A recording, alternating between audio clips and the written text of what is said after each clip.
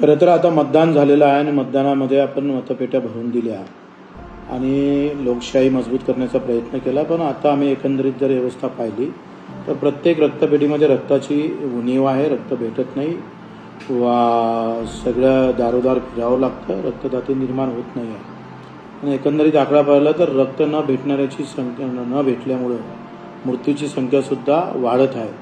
म्हणून सगळ्यांनी, प्रहारच्या कार्यकर्त्यांनी, मतदान जसं महत्त्वाचं आहे तसं रक्तदानसुद्धा तितकंच महत्त्वाचं आहे. राज्यात रक्तदानाची असलेली उणीव भरून काढण्यासाठी आपण 31 मे वीरांगना अहिल्यादेवी होळकर यांच्या जयंतीपासून ते शाहू महाराज यांच्या जयंतीपर्यंत 26 जूनपर्यंत आणि 6 जून राज्याभिषेक छत्रपती शिवाजी महाराजांचा, या निमित्तानं आपण सर्व प्रहार कार्यकर्त्यांनी गाव, तालुका आणि जिल्हा स्तरावर रक्तदान शिबिराचं आयोजन करून मोठ्या प्रमाणे सहभागी व्हा.